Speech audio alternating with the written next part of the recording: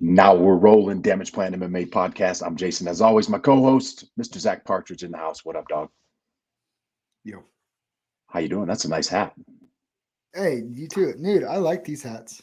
Do you know Hey, the I'd like most to start out popular this hat? podcast. I would like to start out this podcast with something. What's that? I apologize if my 10-year-old son bullied any of you into buying anything at the merch booth. Dude, he was on fire. Saturday. He was on fire. I'd like to apologize to absolutely nobody. The 10-year-old does what he wants. He's been watching a little Glenn Ross, hasn't he? Coffees for closers. Dude, he's a hustler, man. I got so many messages, so many people. My daughter was like, Hunter was just messaged me. Oh yeah, it was great. Bought a t-shirt from your kid. I was like, oh, thanks, man. He's like, well, he didn't give me much of a choice. I had somebody message me that. I was like, cool. No, hey, dude, you could have said no. One of my buddies, Mike Trunzo, fighting this weekend. Shout out, Mike. And he's like, yeah, I bought a shirt. And he said, oh, not right now, buddy. I'll be right back. And then he goes, that's what they all say. So he felt bad. So he bought one. Oh, I love it. I love it. Oh, man. The most popular hat of the night was the black with the camo, like I'm wearing right now. Sold out of those. We didn't sell one of the blue ones. Really? Not one of the blue ones. Everybody wanted the black camo. I think we sold 3 of the ones like you're wearing. Oh, see, I like this one. I picked this one. This is I picked. Yeah, I like the green one. I like them all. I was surprised the blue didn't sell, but yeah, it's awesome. By the way, Quinn wants a hat. Okay, then Quinn gets a hat. Quinn's mad that he's mad he didn't get to make his little cut like Hunter did, which Hunter earned every bit of it. Every bit of it. And then he's like, I need a hat. And I was like, okay, buddy, you and Hunter worked the merch booth on the October show. Yeah, there you go. Let them work the merch booth. That's awesome. Finally, yes, Roman, finally. We're finally getting to it. Well, it's because we're both off today. Freaking Roman. This guy. Oh, Roman. Everybody wants a hat. Yeah. What do you think this is, Oprah? You get a hat. You get a hat. I need some new Contenders Top Gun freaking clothing is what I need. Hey, yeah, we know a guy. I'm just saying.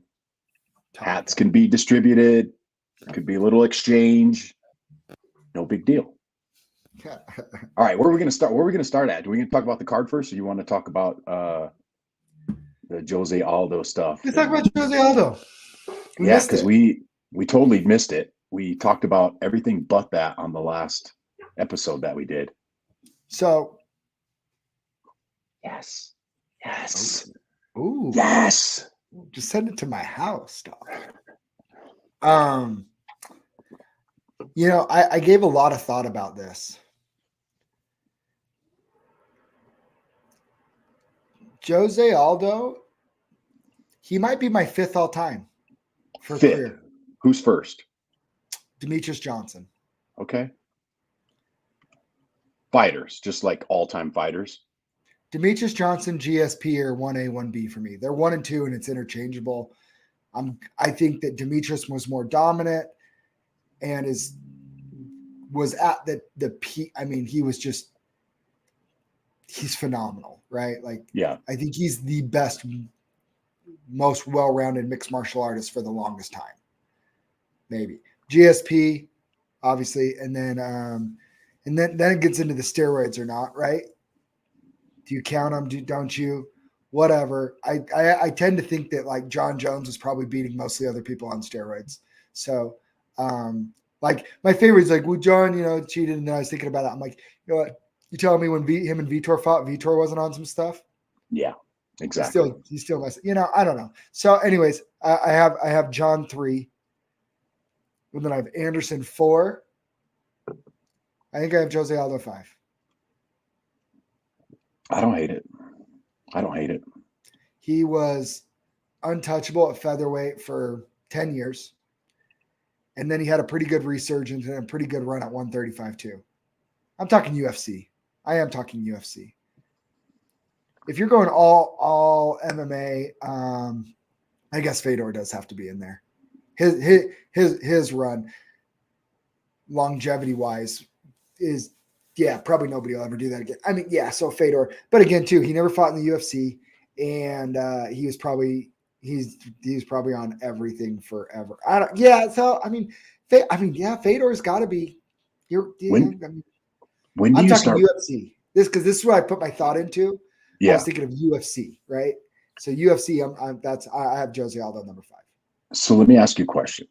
So all your top guys, they're pretty much retired, right? John Jones, he's probably going to come back. GSP's retired. Demetrius Johnson is still fighting, doing it, and looking impressive. That knee. When do we start seeing today's fighter on that Mount Rushmore? When do we start seeing like the Charles? If Charles beats Islam, does he? Do you got to put him up there? Not yet. Really? Not for title defenses. That's what I'm looking at, right? It's like longevity, right? Like Jose Aldo did it for 10 years. That's hard to John beat. Jones did it for like 12 years. How many of those years were WEC? No, I'm saying Jose Not that Aldo. That matters. But he was the UFC, like, yeah, I mean, no, I get it. And I'm looking at body of work and I'm considering UFC guys, but like, I'm talking longevity. Oliveira's flirting in top 10 of all time. Dude,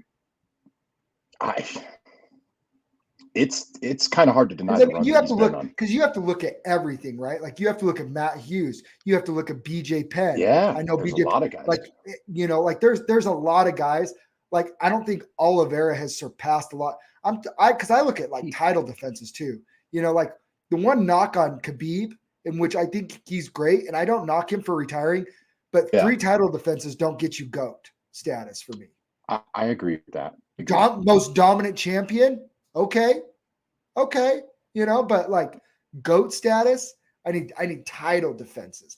Like Anderson and GSP and Demetrius, like they had long reigns as champion. I think when you're talking about your all time, I think that factor, longevity, like Barry Sanders, right?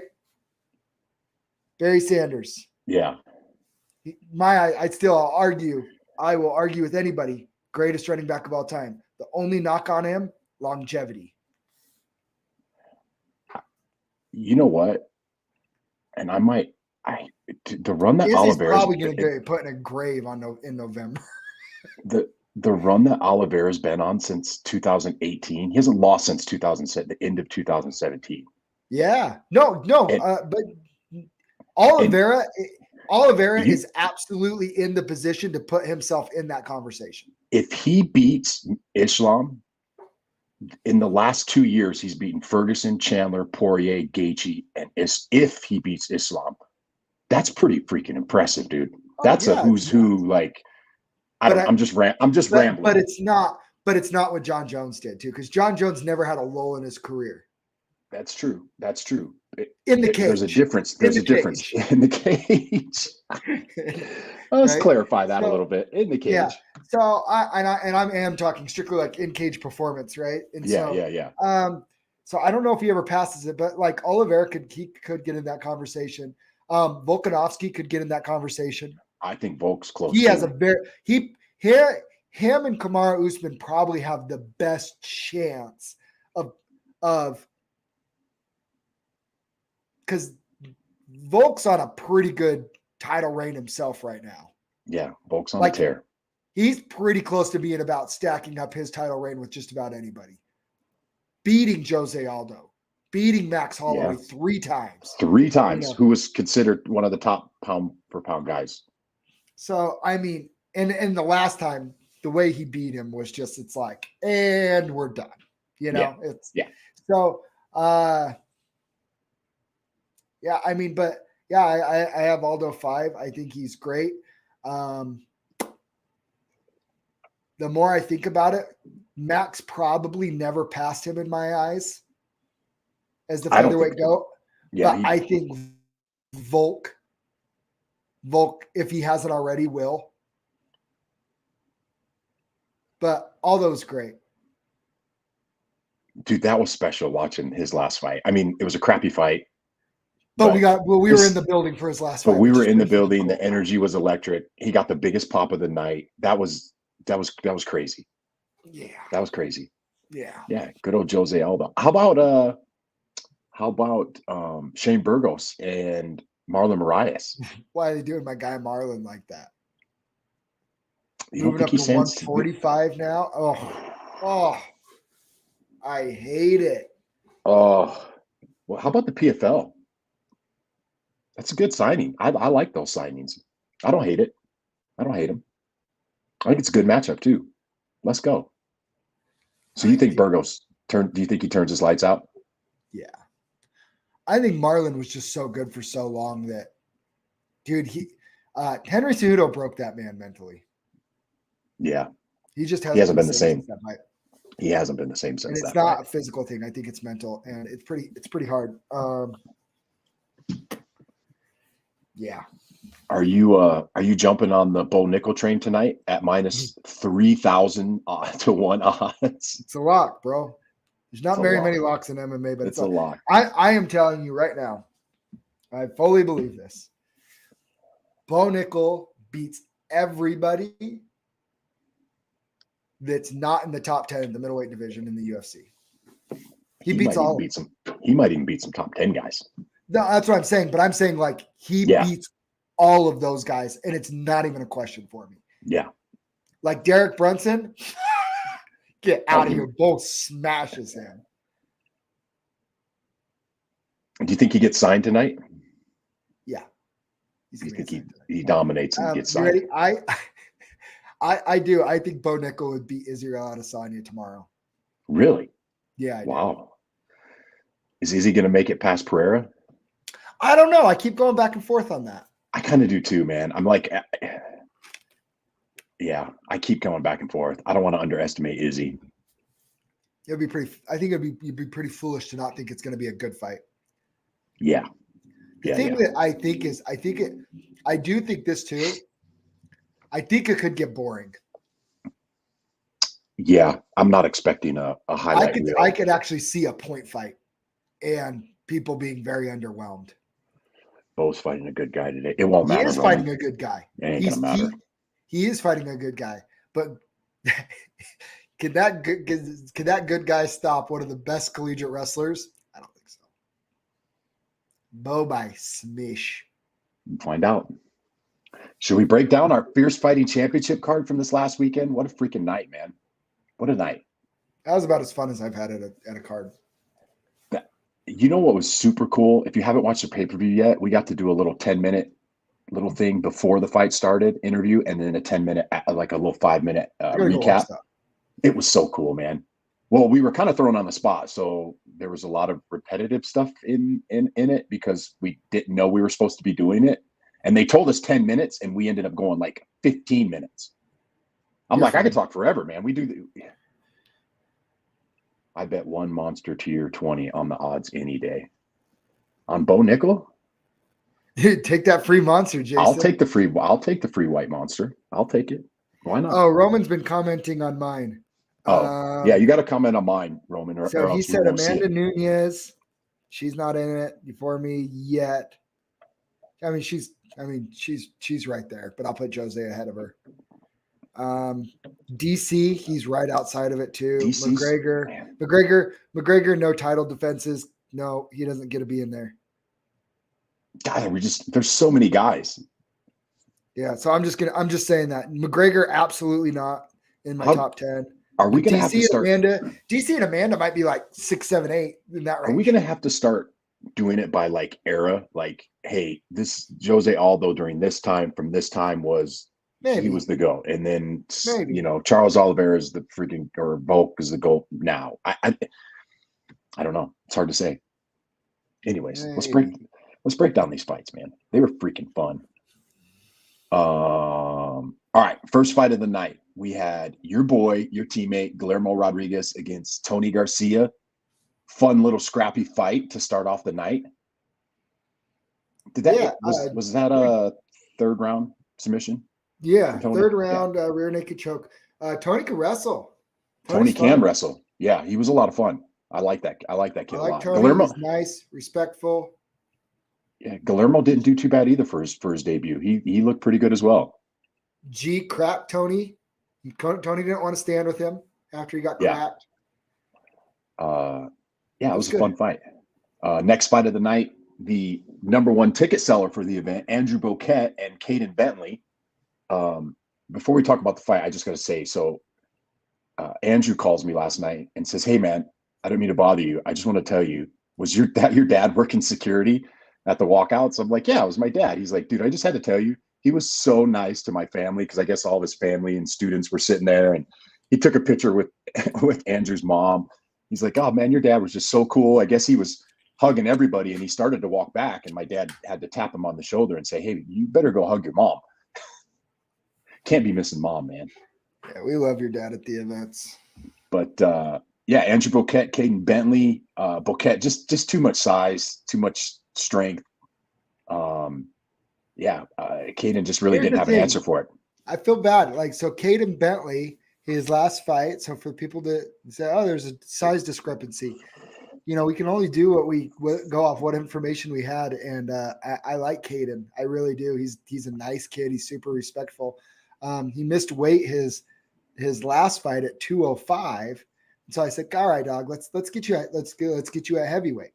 Yeah. And because he cut 18 pounds, I think, day of weigh-ins, and still missed weight by like 3 and a half, 3 pounds, something like that. He's around 208, somewhere around there, right? 208 and a half.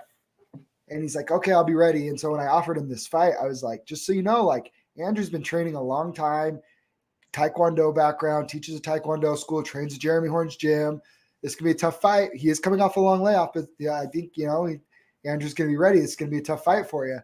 And Caden says, "I'll be ready. Let's go. Let's go. Like, I want the challenge." And that's what I like about Caden. I think that's part of why I like him. He's 0-2 and he's still not pick and choosing fight. He's never asked me for an easy fight. That dude has fought Ahmed Sanchez, who's now a pro heavyweight. He fought Jason Ergel, Steve Ergel's kid, who's a very good amateur fighter, and then fights Andrew Boquette.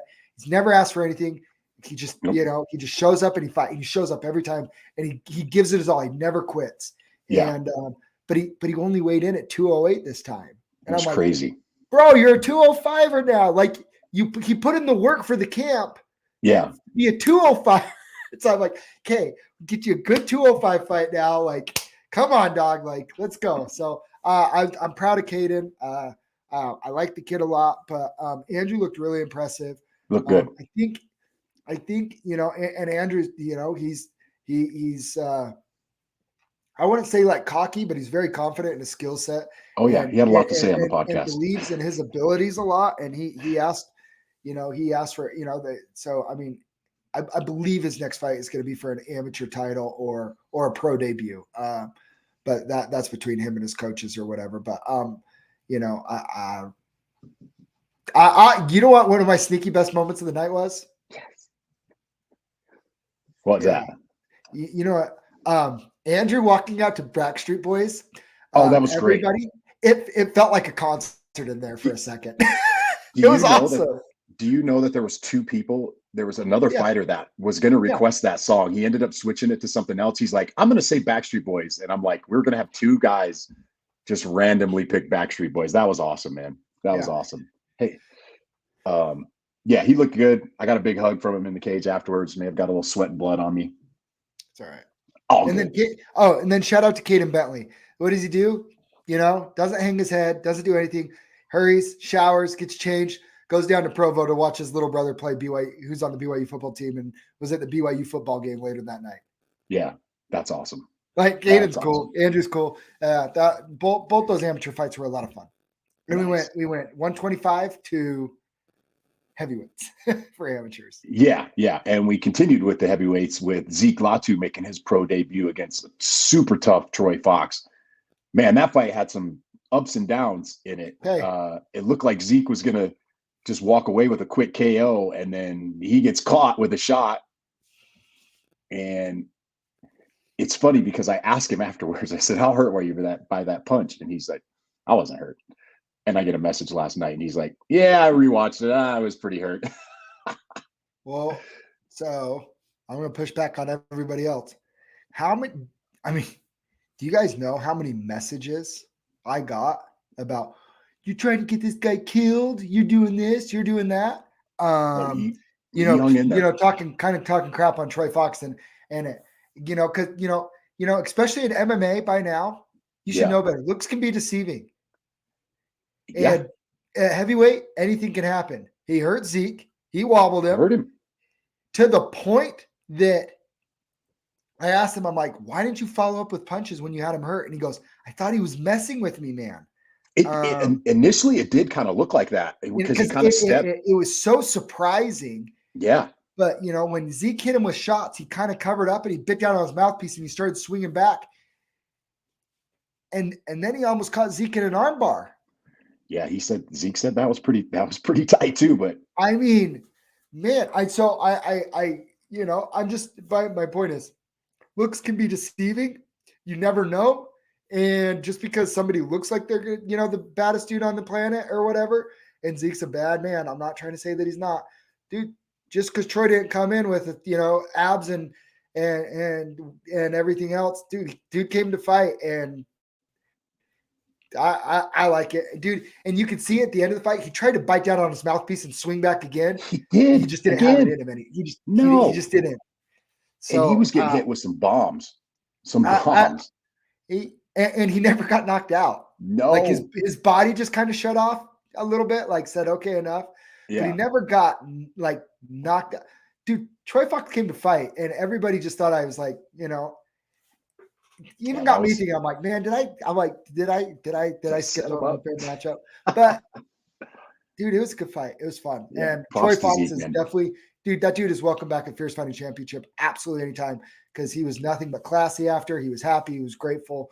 And we messaged a little bit. Good dude. And then Zeke, I thought showed a lot of heart. He fought through some adversity a couple times. First time as a pro, took him almost all 5 minutes of the first round, but got him out of there at 4 minutes, 33 seconds of the first round. And that was a good fight. It was fun. Yeah. Fun fight. Props. Shout out to Zeke. That was good. First time he's ever hit with more than 4 and didn't drop. I mean, dude. I don't know how he was taking some of those shots. And did you see the picture of them afterwards too? They took a picture outside afterwards, which I love when the guys do that. But Troy's face is like crazy. Yeah. Next fight of the night was Riley Pellegrino and Colton Keeneston.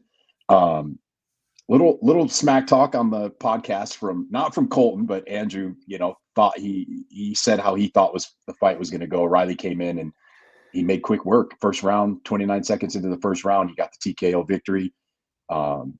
He did what he needed to do, man. He came out. In fact, we talked about it on the broadcast. I don't know if you rewatched that fight, and we talked about what each fighter needs to do. And I said, hey man, if I'm Riley, I want to rush this guy. You know what I mean? He hasn't fought in 6 years. Just go out and put the pressure on him. Let's see what he can do. And he ended up getting the TKO victory. Yeah, I mean, Riley, he said what he was going to do and he did it. Yeah. And I will, thanks Zeke. I will say this. Riley looked better in that fight than he did in his last fight. So he's evolving and it looks significantly better. So when you look at fighters and stuff, that's one thing that I look at is their evolution between fights. He pleasantly surprised. Yeah, Riley, I think it's safe to say Riley he had a little bit of an injury after, maybe got hurt a little bit in camp and made the injury worse after. But when he gets back, I think we're going to have some fun fights with Riley, and I think we'll see Riley in the fierce cage again. And I really do hope that we see Colton in the cage again as well, because Riley comes out and goes for broke. Yeah, he does. And he fights in a style that it's a me versus him, right? Yeah. Looks like kind of like in the old days, like when Trevor Bradshaw was less patient, maybe. Yeah. Little comparison to that. And Colton got caught with one of those big punches. I mean, it just happens. Is Riley my long lost little brother? No, he's your son. That's what he said. He's your son. The Japanese tattoos. You guys look identical. I was telling him that after we were walking out of the cage, and he messaged me. He's like, "You got to send me that picture." He's like, "Holy shit!" Like, we literally have the exact same tattoos. It's crazy. But you were in the group thread that I sent that to Roman, right? Yeah. Oh yeah. I sent it. Yeah. We were cracking up. That was pretty. Well, Riley asked for it, so he must have not have seen it. All right. He got called out later on in the card too. So we'll see, Roman. We'll talk about that. Yeah, we'll see. So shout out there. Next up, we had Dave Maggio making his pro debut against Austin Strill. This was, in my opinion, up there with one of the fight of the nights. There was a couple more fights on here that were bangers. That was fight of the night. This fight was a great back and forth wrestling, jiu-jitsu, striking. These guys put on a phenomenal performance. Nothing. No offense to anybody else, because there was a lot of really fun fights. That was the absolute fight of the night. It was back and forth all night. The whole fight. Good luck judging it. Yeah, that was a tough one. That was a tough one. But Austin, I think I don't know if I'm allowed to give him a nickname, but me and Cody were talking about it. I mean, the dude's he's got to be like the Tasmanian devil. Yeah, going into the third, 1 round each. That's fair. That's fair. I mean, Austin is. I want to see more Austin. I want to see more of Dave Maggio too. I love Dave Maggio too. I'm a huge fan. Oh, we're gonna see more of Dave Maggio. What's up? Yeah, Riley? Jeff said Austin's head move was he was crisp. He has some slick. And he misses a lot of punches. He's just so natural. I think we're gonna see Austin actually sooner rather than later in the Fierce Cage again. But and what was so cool is I messaged with Dave a little bit last night, and he goes, dude, I went and rewatched it. I didn't realize like how fun and crazy of a fight. You're in the dog fight, so you don't realize it. But even that he could watch it after and just be like, that was wild. Dude, that pace was unbelievable. Joe, bitch, let's go. Let's go, Joe. Time. Let's get John at the Maverick Center. Bump time in the Fierce Cage. We need bump time. Let's get it. Fight of the night, man, for me too. I love that fight. That might have been the funnest I've ever had for a 3-round. And we got all of it, right? Like Austin didn't get the rear naked choke till 4 minutes and 36 seconds of the third round. Like we got all of it except 24 seconds, and it was awesome. Like I almost hate that goes as a loss on David Maggio's record, because he fought so good and so hard. Austin's normally a 135er and came up to 145 for that fight. Yeah. Austin just wants to fight, and Austin is an absolute dog. I love Austin. Like, I love both those guys. That was another one. It's like, I didn't want anybody to lose. Yeah, there's a couple fights on here that I'm like, man, the next one, Dom Salas and Johan Rubio. Yep. Two guys I freaking love both those guys. And Rubio, Johan showed his evolvement as a fighter to me in that fight. And when they started trading on their feet, normally Johan's he's throwing back and he's biting down his mouthpiece, and it's just, he just I'm not taking him down. I don't care about jiu-jitsu. And this time he did what he needed to do to win the fight. And I loved it, man. I talked about it on the broadcast. He did what he needed to do to win the fight. I know some people didn't like it, but hey, get in the cage and if you don't like it. Yeah, I heard some boos in that fight. And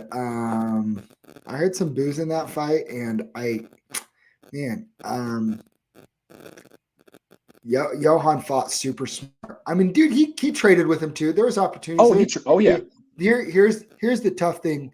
Here's the tough pill to swallow with for fans that weren't necessarily entertained. Johan coming off his first loss ever. It's gonna be a world. Joe, bitch. Hey, bro, Joe, it's okay. John can just MMA one fight, Maverick Center. Turn him loose. Go back. Turn the kid loose. Dude, Dom. Yeah, Dom's. I love Dom, man. Dom will never quit. No, that's the thing. And here's another. You look at Dom, and people look at him, and they're like, "This guy, he's not ripped. He just comes in there." You know what I mean? And he is one of the toughest guys. I've never seen him gas in a fight. He'll go three rounds, 5 rounds, doesn't matter. He doesn't gas. He I mean, and this isn't a secret, and Dom will be the first one to tell you he has to make weight though. He's got to make weight, and usually he does. I'm surprised to see him come. Well, that was the thing. He made 170. He was like 168 and a half last time, and then missed weight this time. It was a bummer. So I'll slightly disagree with that, Dutch, but maybe I disagree with it. But Dutch was also the trained judge, not me. But I disagree with that. But I do love Dom, and I love the way that he never stops and never stops working. I think, but I thought Johan showed, like you said, he evolved and get everything. I mean, I think as a fighter, seeing how somebody bounces back after a loss is big, right? Yeah. And Dom bounced back from his first amateur loss, strung together a bunch of wins. His first pro loss, I expect him to do the exact same thing. I think he's a very dangerous fight for a lot of people. I'll win back. He'll be just fine. Yeah, 2 judges had the third for Dom. Angles maybe. I don't know. I thought Johan pretty much controlled the whole fight, but Dom did land some hard shots in that third round. I thought. I mean, you could for sure. You're talking damage, but Johan had a pretty big call out after his win too. He said, "Hey, you're calling out the Utah guys. I got somebody for you right here." He was calling out Riley. Said, let's get it. I'll make that fight whenever Riley and his team wants to make it.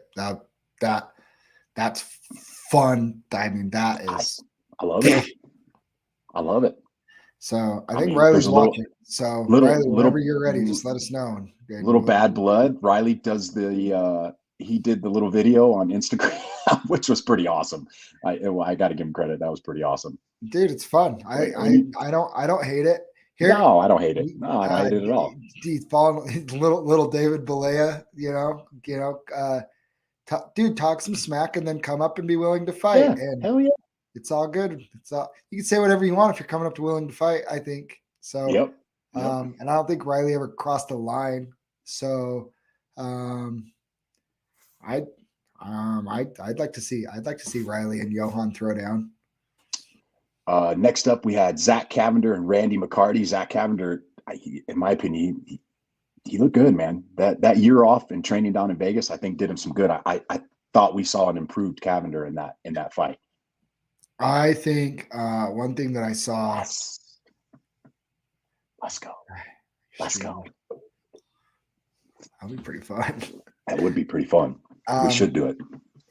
So does Zack Cavender claim Extreme or Utah? No, man. He's Utah. He's the Tooele guy. You can't. He can't. Then he can't be on the card. He can't be on the card. He's not going to fight against Extreme guys. Yeah, that's true. But we're not going to let him take him either. You're not going to come up here. We're not going to let him come up here and get a W against his own guys. That's right. Can't do that. No, I thought Zack fought more confident. Yes. Which was big. Yes. I liked that a lot. I thought that was a good area of growth. I thought there was moments where he was using his reach and his length a lot better than I'd seen in his last couple fights, where he let Jerome and Dan Trujillo get in the pocket with him too much. Yeah. Randy was waiting for those opportunities. I'll give Randy this. Randy's 48 years old, and he took some clean shots before he finally dropped. Yeah. Zack hit him with some clean shots, and he comes marching forward. I like Randy. He's a character. I'd have him back. I like Randy. Oh, we chatted before at the weigh-ins, him and a couple of his corner guys. We were chatting for like 10, 15 minutes. Great guys. They're cool. But big win for Cavender. I love seeing him get back to his winning ways, and I hope to see more of him, man. That was – I was telling him, I said, man, you look good, because when you got in the pocket, you could tell Randy was waiting for those counter shots, and Zack did a great job of keeping his hands up, and he said – Sparring with Sean Strickland will do that. Sparring with Sean Strickland the last year will teach you really quick how to keep your hands up. Randy, a.k.a. He did. Oh, man. Can you imagine if Randy would have walked out with pink hair? Oh, man. Little ninja costume on. Next up, we had Jerome Hatch and Rafael Brewster. A little bit of bad blood from those guys at the weigh-ins. Just a little tiny bit. Like, Brewster fought a smart fight. I'll give him that. He fought a super smart fight. I don't think he wanted to stand with Jerome. Look, Jerome is what he is, right? Like, everybody knows it. Jerome is what he is. He wants to stand and bang. He wants to fight. He's a fighter's fighter. He wants to fight when he gets in there. And I mean, Brewster did what he's supposed to do as an MMA fighter. I'm going to take him down. MMA, so yeah, this isn't bare knuckle boxing. There was some Jerome's going to have a lot of success in bare knuckle boxing. He's had a lot of success in MMA. But he showed that they're, like if you can get another Brewster's a big boy too, if you can get another big man on top of you, it's hard. So good for Brewster. Also, for those that didn't know, I wish he would have said something, or we would have said something. I didn't know this either.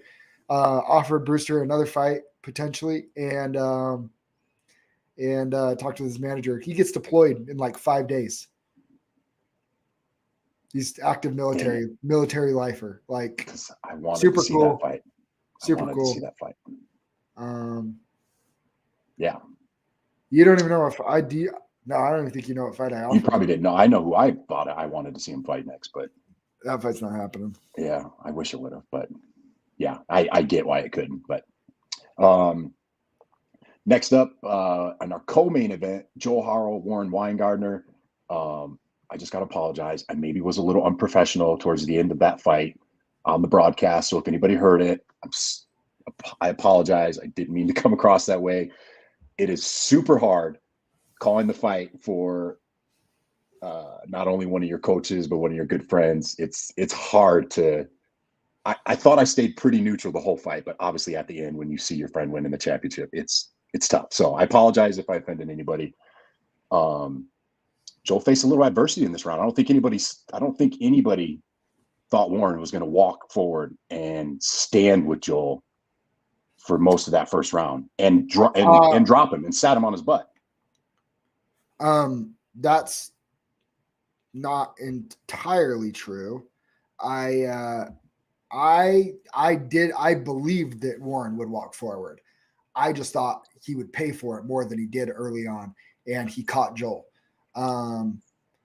Ironically though, so like when Joel dropped, it was pretty much in front of where I was sitting cage tight. Yeah. And I could tell like he wasn't like discombobulated or anything. No. Like even when he was on the ground, he immediately like was intelligently defending himself, and his jiu-jitsu got, the part where, so my stomach, you could kind of feel when he dropped, you could kind of feel the energy in the arena. Like, like it was a shocking moment, and I didn't feel that.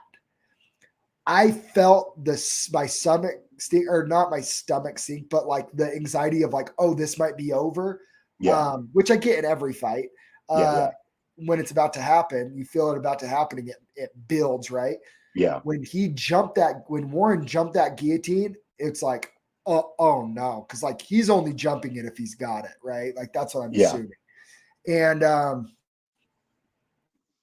so I and then Joel, obviously defended well, did what he had to do, got through the round. And I just remember thinking, I'm like, what's going to be interesting is, one, we're going to see what Joel's made of here, fighting through some adversity. And I wasn't very worried about that. Like some fighters, you're like, oh, they got rocked, like whatever. I wasn't really worried about it because, one, of how composed he was on the ground, and two, we saw him get cracked in his pro debut against Nate Owens, and he still did the right things. And I mean, in that one, he got cracked, right? Like Nate put that bomb right under his cheek, swole up his eye pretty good, right? Yeah. So it's like, I wasn't worried about him taking a shot and like losing any like confidence in himself or anything, which you have to, like, with some fighters like that you've never seen go through it, you have to question, like, what's it like when you feel like you're the favorite, you're going to go win, and then you have to fight through some adversity. Some people rise to the occasion, some people don't. I felt pretty comfortable that Joel would rise to it. And then right before the round started, I said, I wonder if Warren's going to be too confident on the feet now with Joel. Yeah. And if I was Warren's corner man, I would have gone right back to, we need to get this fight to the ground. And yeah, Warren's walk forward style, while yes, he caught Joel with one good punch that Joel says he admits he didn't see coming. Oh yeah. Joel was winning on the feet before. And it was like, if Warren gets a false sense of comfort on the feet because he had that one punch landed and gave him some success. Yeah. That's not going to be a good path to victory for Warren. And it wasn't. So watching it live, if you listen to Blake and I initially watching it live, I thought, man, I thought Joel looked a little slower in the first round. I didn't think he had the same movement. Watching it live, Eric, if you listen to Eric's, he's like, no, Joel's moving great. He's picking his shots. He's tagging them. And after I rewatched it back, he was landing a lot more than, and maybe this was me trying to not be as not trying to be biased and show my favoritism for Joel. And angles, right? When you're sitting in one stationary spot cage side, sometimes angles just aren't your friend, right? Yeah. And then at the end of the first round, to see Joel get up and the look on his face, he looked confident. Yeah. Warren was already wearing some of those jabs and those right hands. Yeah. And I thought, oh man, this, and sorry, go ahead. No, I was just going to say he's got a fan-friendly style, man, that just comes, those flip kicks. Like Joel said it in his post-fight interview. He said, I trained for that body kick and that head kick the whole camp. And he still flipped that kick up there. How many times did he catch him in the body? 2 or 3 times? Oh yeah. That head kick was, boom. Joel's like, oh, okay. I better Joel was wearing some redness on his ribs there. Oh yeah. But in the second round, I felt, and maybe it's just because of the way it went and stuff. Yeah. I felt like he abandoned it a little bit and went more with his hands. And I was like, I think he thought that he maybe could drop him again. I think he was hurt. I think he was hurt coming into that second round. Maybe. I don't know. Anyway, super impressive performance again by Joel. I thought it was an impressive performance by Warren. I did too. I really did too. I think people that don't know who Warren is probably were like, hey, Joel's just going to mop this kid. And I know Joel wasn't thinking that all camp. I know he didn't think this was going to be an easy fight. I know you and I didn't think it was going to be an easy fight, but there may have been some people on the outside thinking, oh, Warren's just going to walk, or Joel's just going to walk through this kid. And he's legit. He was 4-0 for a reason, with 4 finishes for a reason. The kid is legit. Like, yeah. So Warren, for me, I actually sent him a message yesterday. I just think he's super tough. I mean, he got hit with that spinning back fist from hell. Oh, and still walked forward. And he's still walking forward. He was still throwing punches after that. That was hard. That would have slept, I think, every other bantamweight in the region. Oh yeah. Oh yeah. It was gnarly. I mean, but props to Warren. He put up a great fight. That is not a fight that he should hang his head on. Like, I think he's he'll be back. I hope that we get him a fight once he recovers and he's ready to go, and I'm sure Warren will get right back to his winning ways. And I can't think of a better person that an organization like Fierce would like to have somebody like Joel as a champion. Yeah. Yep. Look at Roman. Warren, yeah. Roman likes Warren a lot. We didn't talk about it. Dude, he's a stud, man. He's a stud. And then main event, we had Carson Hardman, William Dunkel, and that fight kept everybody on the edge of their seats. Warren and Troy Fox, they were built at the same factory. Their chins were built at the same factory. Wherever, I don't know how they got him, but they got him. Yeah. That Dunkel and Carson Hardman fight was just, that was the wildest 15 seconds I've ever seen in my life, I think.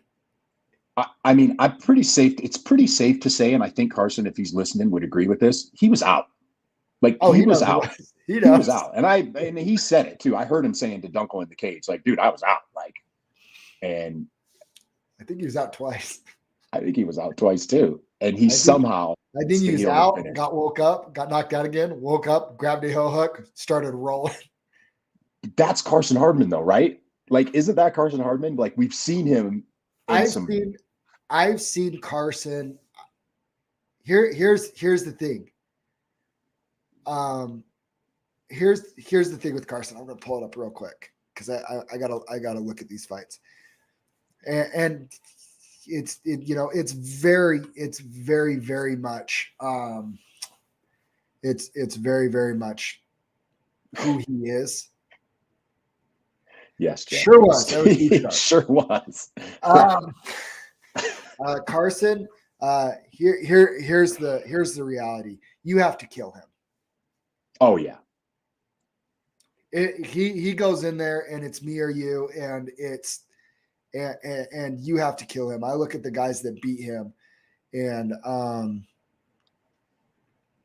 Clay Collard beat him. You have to kill him.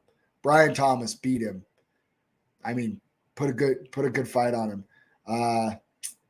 Steve Seiler caught him in a rear naked choke that was deep. Like, I mean, if Dunkel probably doesn't try and jump on the finish, he probably wins that fight 10 seconds later. That's crazy. Carson gets a lot of slack, right? People don't like.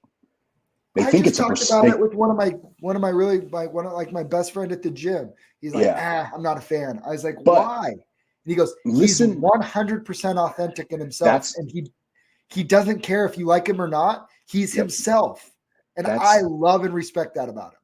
Blake asked me on the broadcast what I liked about Carson Hardman, and that's what I said. He's authentic. He's not trying to be somebody else. He's not trying to put on a persona when he gets in there. He is him 150%. That is him, and that's who you get. I know there was a fight, his fight with Nate Kersley when he did the little double bird thing and everybody's booing him. We had him on the podcast shortly after that. There's a lot of people that didn't like that act, but there's also a lot of people that listened to that podcast and changed their views towards him after he explained himself and just dove in a little deeper about who he is as a fighter and as a man. And I love the kid, man. I'm a huge fan. Yeah. I mean, he's 27 years old. Yeah, he's only 27. Crazy. I believe 11-3 now. 10-3, 11-3. How about him on his bike with his belt? That was riding his motorcycle with his belt. I'm the champ, baby. Let's go. I sent him a message laughing at that. That was funny. Yeah, that was funny. Man, what a great night. We had a great crowd. The broadcast, we changed it up on the broadcast. I thought it was phenomenal. It was great having Eric there and giving fighter perspective on everything. It was a fun night, man. Just all around. Yeah. Hey, and then we can't. We got to send Dutch off the way he deserves to, which was cool. Love that. So now I want to hear more of his takes on some of the fighters. Now he can talk. So now he can talk about local fighters. So I can't wait to hear some of his opinions. I think the fighter perspective, or I think from a fighter's perspective, Idaho rematch for sure. Ooh, next year. Ooh. February, Fierce Fighting Championship. Well, okay. Well, I'll say it right now. I don't care. I don't think it's a secret. On February 10th, we're going to be in Idaho Falls. That's pretty bad. It's going to be awesome. Can I make a confession? Sure. About the Carson fight and the Dunkel fight? I love Carson. You want a Dunkel to win? Part of me, the small part of me wanted Dunkel to win so we could get the Steve Sharp Dunkel for the title. Dude, so me and Cody bumped into Carson. Yeah. Me and Cody bumped into Carson outside the Maverick Center.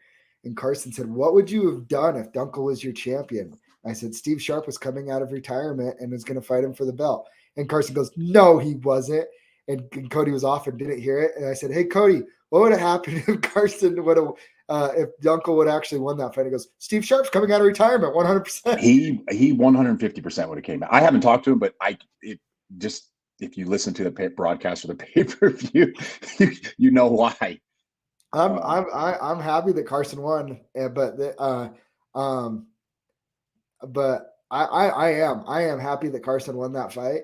But the alternative for us wasn't a horrible one. No, Carson. No disrespect to Carson, I love you, but there's just something about that. Something about that matchup. I get again, like, let's go. Come on, Roman. Yeah. So, but yeah, we need Will Dunkel will be back. He'll be back in the fierce cage. I want to make sure his knee's still structurally sound after that heel hook, because it was that was pretty nasty. And I hope he tapped quick enough. Don't know, but I hope he did. Hope it's all good. If he's healthy or whatever, maybe get Carson another fight and get him a win. And once that happens, I have no problem making that rematch. Fun night. October 22nd. We got a full card. Let's see. 1, 2, 3, 4, 5, 6, 7, 8, 9, 10. We have 10 MMA fights, 1 kickboxing fight. So we have 11 fights back at Mountain View High School, which was a great freaking venue. If you guys weren't there last time, which is going to be fun. You need to be there. I'm super excited. Well, let's hear it. Tell us who our main event is and our co-main. Let's hear it. As of right now, so. Zack didn't pay his cable bill. Zack did not pay his cable bill. Zack didn't pay his cable bill. Fierce Challenger Series. I don't even know who the main event is. Fierce Challenger Series. I don't even know who the co-main event and the main event is. I just know it's a stacked card. I know there's a couple names on there. Let's just remove him out of here. Get out of here, dude. You're getting kicked from the studio. Come back in when you fix your internet. We just kicked Zack out of the studio. So super excited. October 22nd, Mountain View High School. We got a kickboxing match. We got some amateur fights going. That's gonna be a fun night too. That venue was electric the last time we were down there. Now that more people know that we're gonna be there, I think it's gonna be crazy. And yes, sitting on the sodas for those guys. Yeah, sitting on the sodas. Anyways, thank you guys for tuning in. Thank you guys for all the support for Fierce Fighting Championship, supporting, buying the apparel, coming out and watching the fights, supporting local MMA. I know there's some fights this weekend. Mike Trunzel's, good friend Mike Trunzel. I've been helping him out with his nutrition. He called me yesterday. He's on weight. He's ready to rock and roll. He looks good. I rolled with him this morning. Yeah, he's feeling great. You're another one of your teammates, Cole Faust, will be there. We always love to see Cole Faust fighting. So yeah, man, super excited. Cole Faust, Ammon Garcia, Mike. Ammon's fighting too. Yep. I love watching that. Vince Wright. He came to our gym from Team Alpha Male. He's a stud. Love all my guys that are fighting this weekend. Go out, support local MMA. I think you could still hit them up for tickets, so you can still go hit up all those guys for tickets. Go support local MMA. Have a good night of fights. Sorry, I got kicked off, but we got it. So I was just saying, because Trent Miller was willing to take that fight on short notice with Marco Sanchez, and then unfortunately Marco hurt his knee, so they weren't able to fight. I know Trent is dying to fight, so there is a chance that Trent Miller will get added onto this card as a pro debut fight on October 27th if we can find the right dance partner for him. But we have that. But as of right now, Edgar Sordo will be defending his 135 bantamweight title against Noah De La Calzada. I love that fight. I like that fight. That fight's going to be crazy. I like that fight. We have Hector Lopez, Koa Kingdom stud, fighting Seth Roman. Two guys at 145 that have 3-3 records, but like really hard 3-3 records. Like, Yeah, to me, they're almost the same guy. Like, not sexy records, but like really, really good, tough guys. that's gonna be a fun fight. Zack Hamilton, Spencer Hansa. It's a good fight. Agima versus Jeremy Horn's gym. Mina from Wasatch versus Molly from Jeremy Horn's gym. Nicole Fuga's back. And then we got a whole bunch of debuters. Nicole slaying the national anthem last Saturday. She killed the national anthem. Slaying it. I had chills, man. Nicole, that was freaking awesome. I loved it. She's good. But we have 1, 2, 3, 4, 5, 6, 7, 8, 9, 10 amateur debuts on that card. Ooh. It's going to be electric. It's going to be fun. It's going to be wild. That must be fun. All right. Is that it for today? Is that all? And then some fight announcements are going to start getting announced for November 5th and back at the Maverick Center. We're running it hot, baby. We're running it hot. Let's go. 10 debuts. Let's go. Hey, Blake's going to start studying right now. Yeah. Hey, how do we get that clip of Blake calling the Indy Joe's fight? That was phenomenal. That call at the Indy Joe's fight, I may be a little biased, but whatever. It was freaking phenomenal. That was a great call. Let's get it over to Dana and Hunter. Come on. Get this guy on there. That's all right. We'll see you guys. Blake ain't going anywhere. He's our John Anik. He ain't going nowhere. Dude. Eric was asking me before. He's like, hey, how's this going to go? How's the flow of the show going to go? What are we going to talk about? I said, just sit back and just listen to Blake, because he'll set us up. I promise. He has pages, stacks of research and notes. The kid does a phenomenal job. I mean, he is a professional. Blake, you are the man, dude. Freaking love you, dude. Oh, he's got the edit. Oh yeah. Yeah, we'll see you guys either Thursday or Friday.